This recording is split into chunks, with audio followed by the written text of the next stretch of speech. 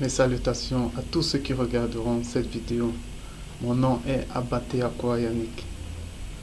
Je viens encore près de vous en ce moment que Dieu rend possible par sa grâce pour partager avec vous la parole qui est esprit et vie, la parole qui donne la vie, la parole qui nous permet de veiller et qui nous permet d'user de discernement en ces temps de la fin, en ces temps de grande séduction, en ces temps de grande tribulation, en ces temps de grande convoitise, en ces temps où le voile de l'iniquité se répand sur le monde pour que les hommes ne voient pas briller la splendeur de l'évangile et ne soient pas sauvés. C'est cette parole-là que je viens partager avec vous pour qu'elle produise abondamment de fruits, pour qu'elle produise plus de fruits encore pour ceux qui la connaissent déjà, pour que nous accédions à la perfection, pour que nous soyons des lumières pour Dieu, parce que c'est en mangeant la parole, c'est en nous nourrissant de la parole que nous croissons dans la vérité, que nous croissons dans l'amour de Dieu, que nous croissons dans sa connaissance, et que nous croissons et que nous portons des fruits de l'esprit. C'est par la parole que l'amour grandit en nous, que la compassion grandit en nous, que le pardon grandit en nous, que la bienveillance grandit en nous, que la patience grandit en nous, que la sagesse grandit en nous. Et cette parole est esprit. Elle ne se limite pas à la lettre, mais elle est au-delà de la lettre. Jésus-Christ est au-delà de la lettre parce qu'il est la parole de Dieu. Avant donc de commencer, nous allons recommander ce moment à notre Père qui est dans les cieux. Abba Père, toi le Dieu très haut, toi le Seigneur éternel, toi le Dieu des vivants, le Dieu d'Abraham, le Dieu d'Isaac et le Dieu de Jacob. Abba Père, en cette journée, en ce jour que tu rends encore possible, toute l'Église, chacun d'entre nous, nous ouvrons nos cœurs et nous les répandons devant toi comme une offrande, comme un sacrifice. Père Saint, toi qui sondes les cœurs, tu connais la qualité de nos cœurs. C'est pourquoi nous les présentons devant toi, en toute sincérité, devant ton trône de grâce, devant ta sainteté. Abba Père, nous les offrons par notre souverain sacrificateur Christ. Nous offrons les fruits que toi-même tu as semés dans ces cœurs, les fruits d'amour pour cette journée encore, pour ce jour que tu rends possible, pour notre prochain, en méditant l'amour, en méditant la bonté. Nous t'offrons la compassion, nous t'offrons le renouvellement de notre miséricorde pour ceux qui nous ont offensés. Nous t'offrons la patience devant ceux qui ne partagent pas nos convictions. Nous t'offrons l'humilité pour nous-mêmes, pour que nous acceptions lorsque nous sommes dans l'erreur, lorsque nous sommes dans la faute. Nous t'offrons nos cœurs, nous t'offrons nos êtres tout entiers, l'âme, l'esprit et le corps, pour que ces choses servent pour ta gloire et témoignent de ta toute-puissance.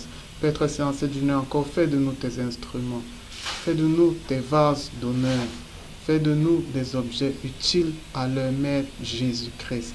Fais de nous des serviteurs fidèles et de nous permettre de garder le dépôt, de garder nos cœurs purs, de garder nos cœurs saints, de garder nos cœurs selon la saine doctrine, dans la sanctification, au nom du Seigneur Jésus-Christ de Nazareth. Père Saint, à toi le roi des siècles, à toi le Dieu des dieux, à toi qui es élevé au-dessus de toutes choses que nous connaissons, au-dessus même de Jésus-Christ, au-dessus même de ta parole. Père Saint, tu es un Dieu immense et ta grandeur insondable. C'est pourquoi nous t'élevons au-dessus de tout, au-dessus même des cieux, au-dessus du royaume des cieux. Nous t'élevons au-dessus de tout. À toi l'honneur, à toi la sagesse, à toi la force, à toi la puissance, à toi la richesse, à toi les actions de grâce. Au nom de ta parole, au nom du Seigneur Jésus-Christ de Nazareth. Amen. En ce jour, donc, nous allons partager sur un autre thème, à savoir l'homme. Qui est l'homme? L'homme intervient à plusieurs niveaux. Nous allons départager. L'homme dans le cadre physique. L'homme dans le cadre physique intervient dans 3 cadres. Il est mari, il est père et il est l'homme en tant qu'homme même. Donc il intervient dans le cadre familial et il intervient dans le cadre hors famille. Maintenant, rentrons d'abord, parce que pour connaître toute chose, il faut rentrer à l'origine de cette chose. Quand l'homme a été créé bon. il a été créé parfait. Parce que Dieu, après avoir fait toute la création, après avoir créé les choses spirituelles dans la Genèse 0, après avoir créé les choses physiques et astrales dans la Genèse que nous connaissons, il a dit qu'il fallait clôturer en se représentant lui-même dans cette création astrale et physique. Dans le spirituel, il avait déjà créé un Adam. Dans l'astral, il fallait qu'il crée un Adam. L'astral qui se rapproche du physique. Il y avait déjà un Adam qui était un esprit vivifiant dans le spirituel. Jésus-Christ était Adam. Mais il fallait que cet Adam se manifeste dans le physique, dans l'astral. Et il a créé l'homme. L'homme est la représentation de Dieu dans le physique. L'homme est la représentation de Dieu dans le cadre astral. Ça veut dire quoi? Ça veut dire que toute cette création doit être maintenue par l'homme. C'est pourquoi l'homme, qu'il le veuille ou pas, il a reçu ça de dominer sur la création. Dominer sur la création, c'est faire comme Dieu fait pour nous tous. Ça veut dire donner de l'amour. Voilà la domination. Quand on parle de dominer, c'est être au service des autres. C'est ça la domination selon Dieu. Ce n'est pas écraser les autres.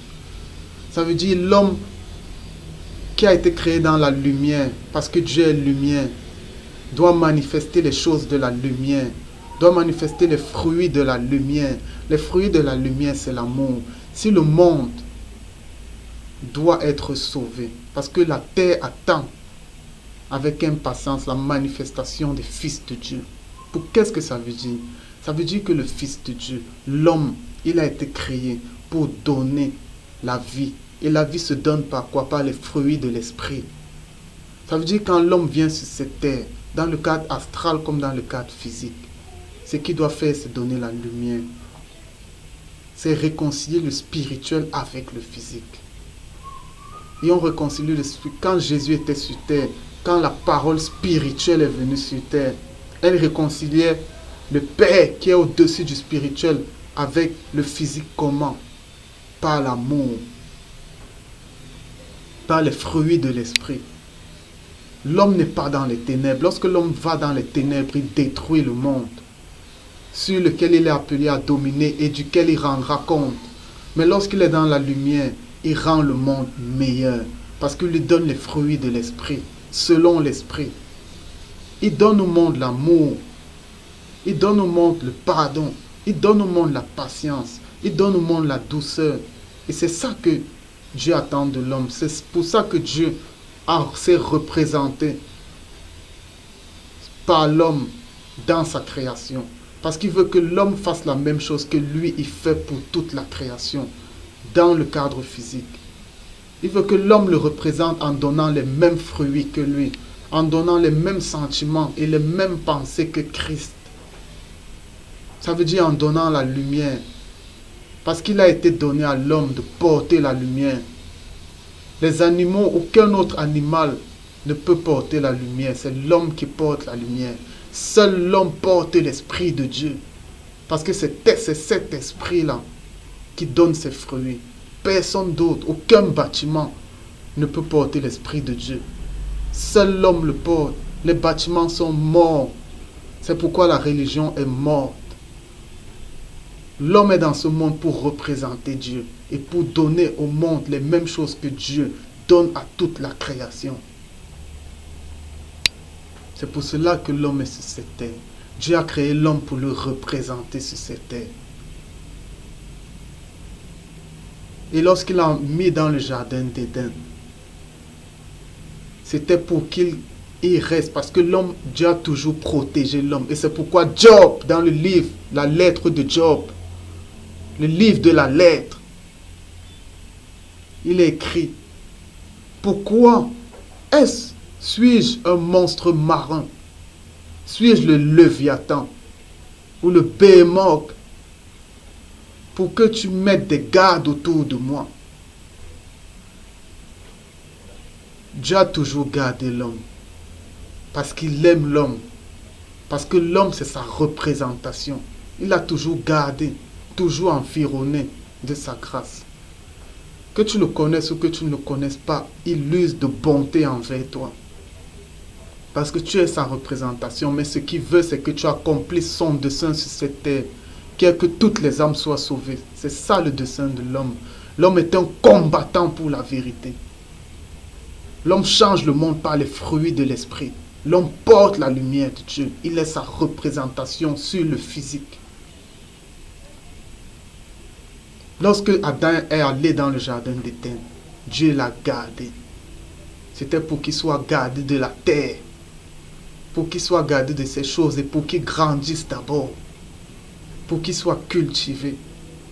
L'homme se cultivait parce que le jardin d'Éden était fait d'esprits spirituels. Il n'y avait pas d'arbres. C'était des esprits spirituels. Quand on vous parle d'arbres dans la lettre, c'est le spirituel. Celui qui reçoit la parole est comparé à un arbre qui grandit et qui porte des fruits. L'aveugle que Jésus guérit, il commence par voir quoi? Des arbres. Et il dit, ces arbres, je vois des gens comme des arbres. Parce qu'il était entré dans le cadre astral. Sa guérison est passée par l'astral avant d'aller dans le physique.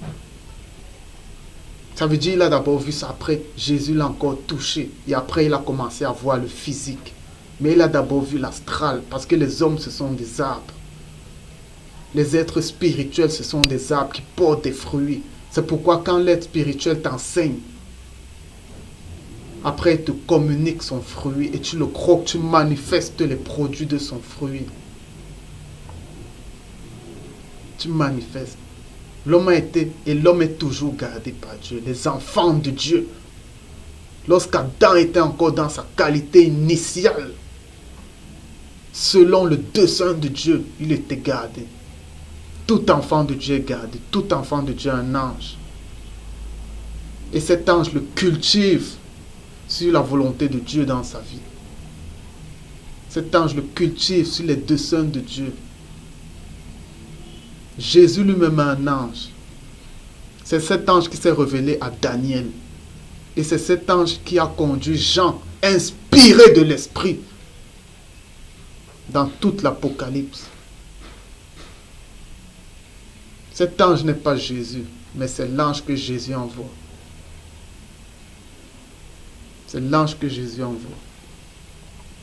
Et il est décrit, cet ange est décrit dans la lettre, dans l'Apocalypse, dans le livre de Daniel. Il est décrit.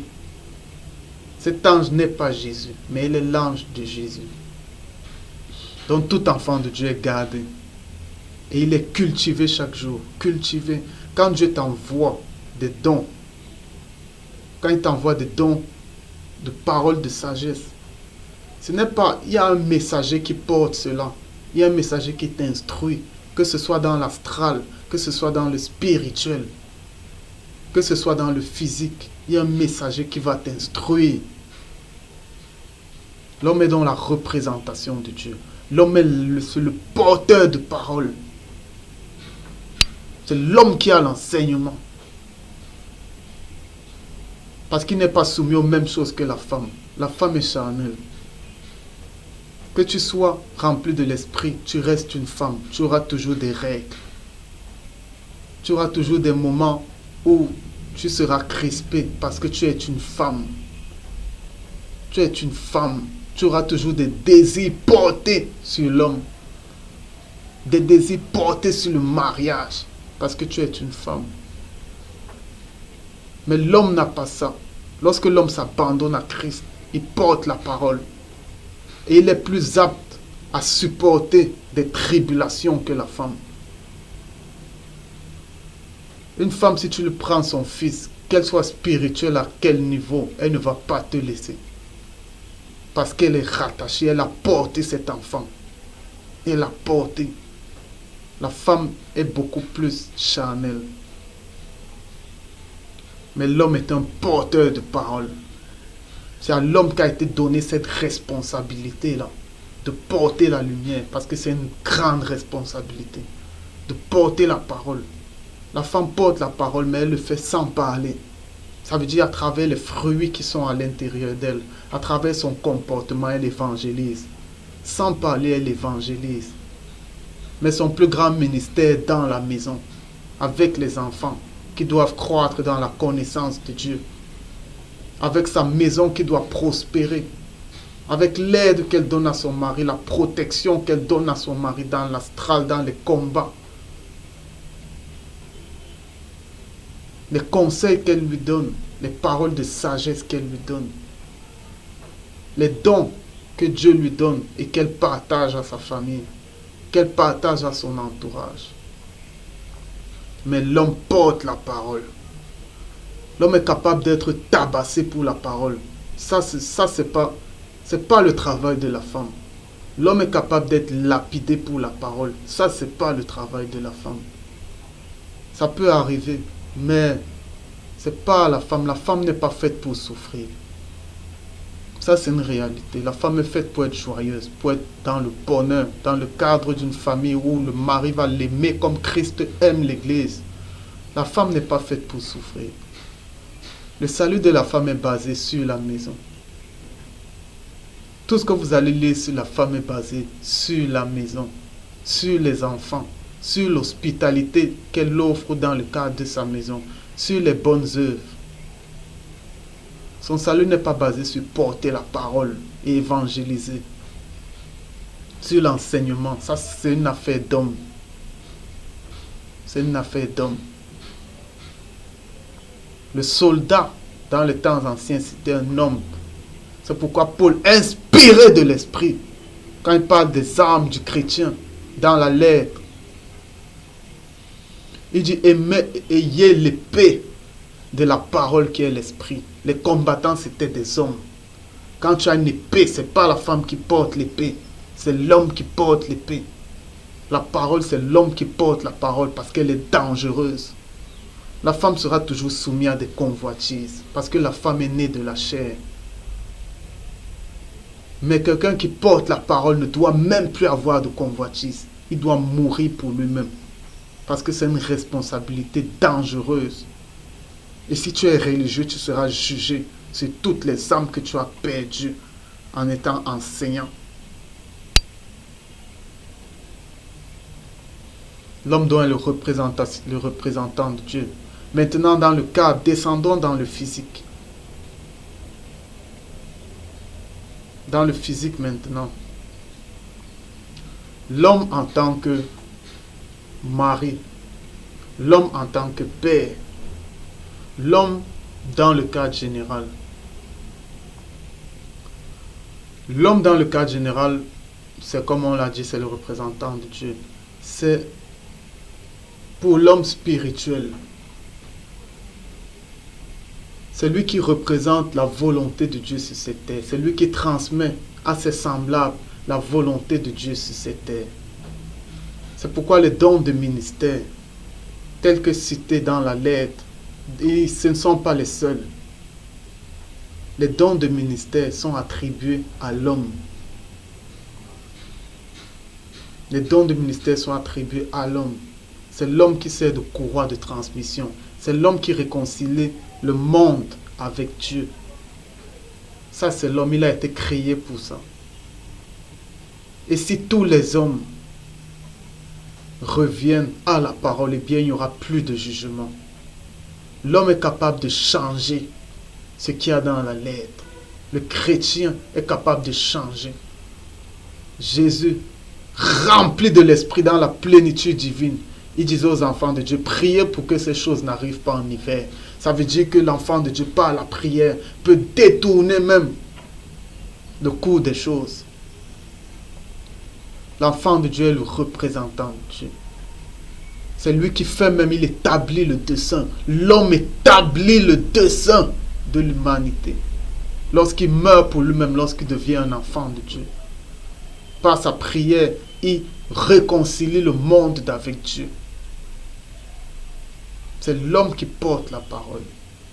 C'est l'homme, le représentant, le ministre de Dieu sur cette terre. C'est l'homme. C'est l'homme qui enseigne la terre non seulement c'est semblable, mais également la nature. Allez dans la forêt, prêchez à la forêt la parole. Prêchez à la nature. Donnez l'amour à la nature. Donnez l'amour aux animaux. Donnez l'amour à l'eau. Donnez l'amour au soleil. Donnez l'amour à tout ce qui existe parce que c'est votre travail sur l'astral et la terre que Dieu vous a confié. Dans le cadre de l'homme en tant que père, déjà si l'homme est père, ça veut dire qu'il a accepté. Il s'est engagé vis-à-vis d'une famille. Lorsqu'on s'engage vis-à-vis d'une famille, ça veut dire qu'on s'engage à accepter des responsabilités. Là maintenant, c'est en tant que père et en tant que mari, je vais cumuler les deux. La femme, c'est un enfant pour l'homme. Les enfants, ce sont les deuxièmes enfants pour l'homme. Qu'est-ce que ça veut dire? Ça veut dire lorsque vous acceptez l'engagement de vous marier, de prendre une autre personne et de faire une chair avec elle, eh bien vous acceptez cette responsabilité. Mais gloire soit rendue à Dieu par Jésus-Christ qui va vous donner les moyens d'assumer ces responsabilités. Vous ne serez jamais tenté au-delà de vos moyens. Dieu ne peut pas laisser, si vous le craignez, votre famille mourir de faim. Il va toujours veiller.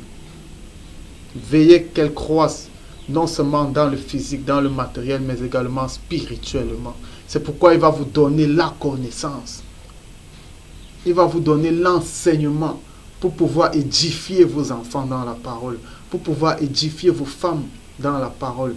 Et dans ça, pour pouvoir évangéliser vos enfants, vos femmes au travers de votre comportement, au travers de votre exemplarité, au travers des fruits que vous dégagerez. Comme je dis, ce n'est pas à la femme d'aimer, c'est l'homme qui aime. Christ, Jésus, a été l'exemple et est l'exemple de l'Église au travers du témoignage qu'il a laissé dans la lettre. Il est l'exemple de l'Église. Il a été baptisé de l'Esprit. Il a porté la parole alors qu'il était lui-même la parole. Étant fait homme, il a fait un avec la parole qui était lui-même. Il était chair comme nous. Il a été tenté comme nous. Mais il a tenu, il a persévéré, il a gardé le dépôt. Même comme il était un homme, l'homme, même comme il a subi des tentations, il a gardé le dépôt. Il a été crucifié, il a souffert. Nous également, on va passer par la souffrance et on souffre tous les jours. Et lorsqu'on souffre, on bénit Dieu. Que cette souffrance reste, que cette blessure reste, mais on va glorifier Dieu jusqu'à la fin. On va pardonner à ceux qui nous ont offensés. On va faire du bien. On va rendre le bien pour le mal qu'on nous a fait. On va porter nos croix chaque jour de nos vies, mourir selon le monde, parce que c'est la volonté de Dieu. Le royaume des cieux est pour les violents. Il n'est pas pour ceux qui ont peur de souffrir. On accepte, c'est à l'homme d'aimer, c'est à l'homme de supporter, c'est à l'homme d'accepter les blessures. On te blesse tout le temps, même si ta femme est acariâtre. Tu pries pour elle, tu ne rends pas le mal. Tu pries pour elle, tu es patient, tu persévères, tu demandes au Père de la changer. C'est ça l'homme. Il est appelé à souffrir, il est appelé à recevoir les coups, parce que c'est lui le chef de la famille, c'est lui le chef de la femme, c'est lui le chef de ses enfants. Comme Christ reçoit les coups pour nous. Tout le temps, on se plaint, tout le temps, on est faible, tout le temps, on demande la foi, tout le temps, on rétrograde, tout le temps, mais Christ a les bras ouverts. Il est amour, il supporte. Le mari également est amené à supporter sa femme.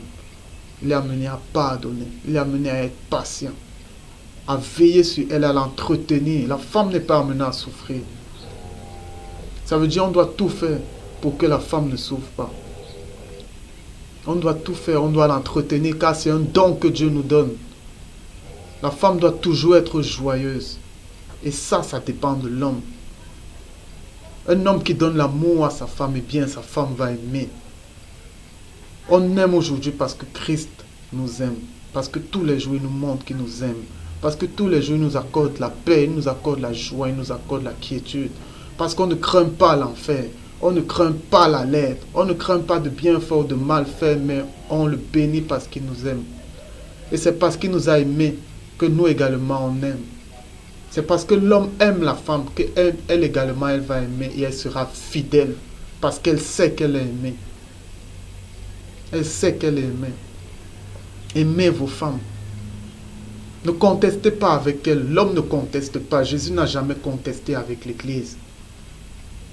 Ne contestez pas. Vous avez l'autorité sur vos femmes.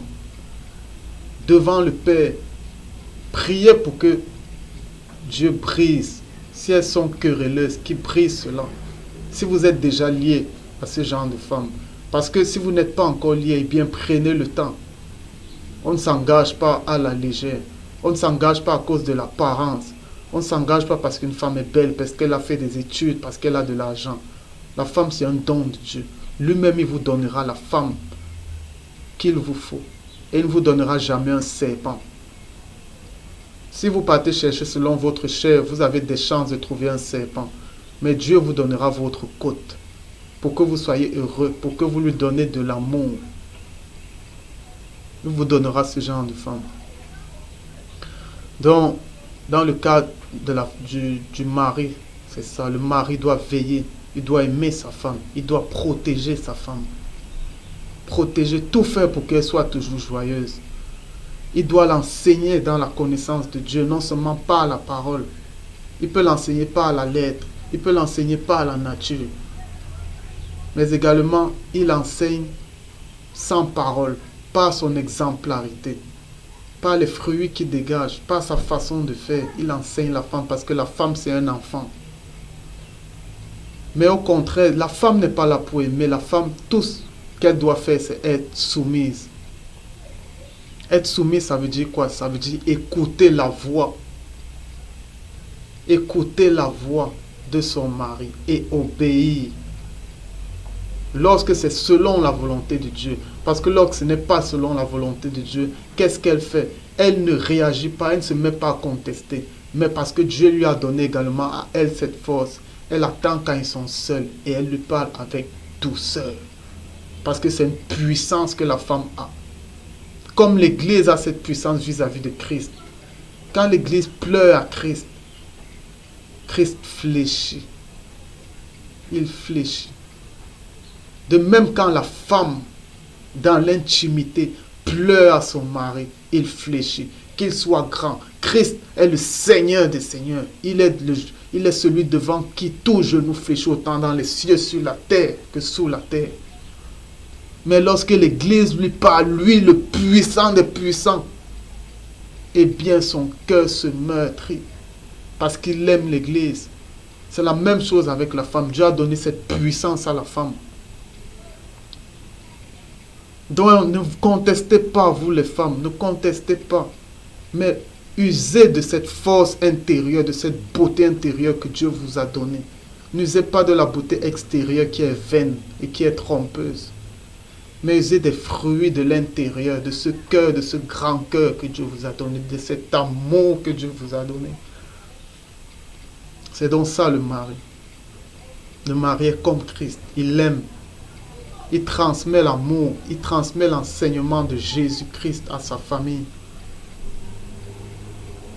Il bénit ses enfants. Parce que c'est l'homme, c'est le père qui bénit ses enfants. Il les enseigne la parole. Lorsqu'il n'est pas là, c'est le travail de la femme. Mais il enseigne la parole à ses enfants. Il les fait croire dans la connaissance de Dieu. Il est l'exemple de ses enfants au travers de son comportement, comme pour sa femme. Il est l'exemple. Et c'est lui qui bénit ses enfants. C'est lui qui amasse pour ses enfants. Ce n'est pas l'enfant d'amasser pour le père. Cette affaire c'est vrai, il faut être reconnaissant. Mais ça ne doit pas être une obligation, un impératif. Que parce que je t'ai fait aller à l'école, tu dois me rendre par la suite. Non. Le père ne demande pas à son enfant. Le père bénit son enfant. C'est le père qui amasse pour son enfant. Et c'est pourquoi ce sont les pères qui marient leurs filles. Christ bénit l'Église. C'est Christ qui donne les dons à l'Église. C'est le Père qui bénit Christ. C'est le Père qui a donné la plénitude à Jésus-Christ, qui lui a donné tout, toute autorité, tout pouvoir, qui lui a même donné ses qualités. Il lui a donné la qualité de Père éternel, de Dieu tout-puissant. Imaginez à quel niveau Christ est. Il a élevé au-dessus de toutes choses. Il a fait en sorte que les anges l'adorent, que toute la création l'adore et se prosterne devant lui. Imaginez à quel niveau. De même, c'est le Père qui bénit les enfants. C'est le Père qui fait des dons aux enfants. Ce n'est pas aux enfants de bénir le Père. La meilleure réputation, le meilleur honneur qu'un enfant puisse donner à son Père, c'est d'être enfant de Dieu. Parce qu'il lui donnera une bonne réputation. Ce n'est pas par des richesses qu'on honore son Père. Parce que si tes richesses viennent de la prostitution, viennent du vol, eh bien tu ne l'honores pas, tu le déshonores. Une fille qui se prostitue dans la maison de son Père déshonore son Père. Et comme les gens qui aiment la loi, la lettre, dans l'Ancien Testament, ça c'était passible de lapidation. Si tu te prostitues pour avoir des biens et que tu les donnes à ton Père, tu le déshonores. Mais si tu es un enfant de Dieu et que les gens ont un bon témoignage de toi, eh bien c'est un honneur pour tes parents. C'est aux parents d'amasser pour leurs enfants. C'est aux parents de préparer l'avenir de leurs enfants. C'est à faire qu'on vend les filles comme des bouts de pain pour la dot. Parce qu'elle a trop fréquenté tout ça. Ça, c'est charnel. Ça, c'est du physique. C'est du physique. C'est à faire que parce que je vous ai payé les études chères, vous devez me rendre. Vos enfants également sont appelés à avoir des familles. Et c'est comme ça que ça se perpétue. Ne soyez pas un boulet pour vos enfants. Préparez votre retraite quand vous travaillez. Marchez avec Christ et d'abord vous n'aurez pas de soucis ni d'inquiétude du lendemain. Et vos enfants seront bénis par vous. Comme les patriarches ont béni leurs enfants. Comme Christ a béni l'Église. Il a laissé la paix à l'Église lorsqu'il montait. Il les a bénis avec l'Esprit.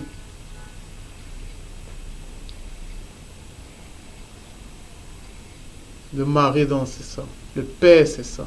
L'homme, c'est ça. L'homme est l'autorité, est la représentation de Dieu sur cette terre. C'est parce que les hommes ne se connaissent pas. C'est parce que les femmes ne savent même pas qu'elles sont. Qu'elles sont devenues des bouts de pain. Qu'elles sont devenues des bouts de chair. Qu'elles se prostituent. Et après, elles pleurent à Dieu. Elles pleurent. Oh, je n'ai pas de chance dans le cadre des relations. Quelle relation? Tu ne connais même pas la relation. La relation, elle est d'abord spirituelle avant d'être physique. Connais d'abord la parole. Et lorsque tu te sentiras aimé de la parole, alors tu seras également aimé. Si tu es une fille du monde, eh bien les mondains qui ne t'aiment pas, mais qui aiment la chair que tu leur proposes, ils t'aimeront selon la chair. Et lorsqu'ils auront eu ce qu'ils voudront, ils te laisseront comme un bout de viande. Aime-toi d'abord, connais ton intérieur, connais-toi, connais ta valeur de femme. Connais pourquoi tu as été créé et quel est le dessein de Dieu dans ta vie. En mourant pour toi-même, en renonçant au monde, en renonçant aux convoitises du monde et en suivant l'esprit. Alors tu seras aimé. Et Dieu va faire en sorte que ceux qui t'aiment, ceux qui voient l'intérieur, les hommes spirituels, les parfaits, viennent vers toi et t'aiment parce qu'ils connaîtront l'amour eux également, parce qu'ils connaissent Christ. Ils t'aimeront non pour ton apparence, mais ils t'aimeront pour Christ qui vit en toi et pour les fruits que tu manifestes. Recherche cet amour. Je finirai en disant, aimons-nous les uns les autres. Pardonnons. Méditons le bien à tout instant. Que ceux qui nous ont offensés, on médite le bien pour eux. Que Dieu puisse leur faire grâce de le connaître. Que les plaies des offenses, on demande à Dieu d'ajouter pour qu'on souffre pour la vérité, pour qu'on souffre pour notre qualité d'enfant de Dieu. Car c'est dans la souffrance que Dieu se glorifie. Soyons bienveillants, aimants, soyons charitables, soyons généreux. Mourons pour nous-mêmes, pour que Christ vive en nous, pour qu'on le revêtisse, et soyons humbles. Soyons humbles. N'ayons pas une autre opinion de nous-mêmes, mais restons dans l'humilité. Restons dans le brisement. Restons à l'écoute de la voix de notre époux, à l'écoute de Jésus-Christ. Et soyons la lumière de Christ dans le monde. Soyons des hommes. Portons l'évangile, proclamons l'évangile par la parole et sans parole, dans les réseaux sociaux, dans les rues, partout où nous sommes. Proclamons l'évangile pour le salut des hommes. Parce que c'est notre mission sur cette terre en tant que représentant, en tant que ministre de Dieu, en tant que porteur de la parole. C'est d'accomplir son dessein, qui est le salut de tous les hommes. Et éviter l'humanité de passer par le jugement. J'en ai fini. Abba Père, toi le roi des siècles, toi le seul Dieu, toi élevé au-dessus de toutes choses, toi le Dieu très haut. Je te rends grâce pour ce moment que tu as rendu possible. Père très saint, que toi-même daignes disposer les cœurs de ceux qui suivront cette vidéo. Que ton esprit daigne leur montrer ce qui est bien et enlever ce qui est mal pour ta gloire, mon Dieu. Abba Père, que je sois écrasé et que seul Christ croisse.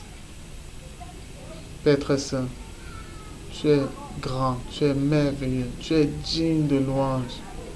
Ton amour est incommensurable et sans cet amour nous mourrons.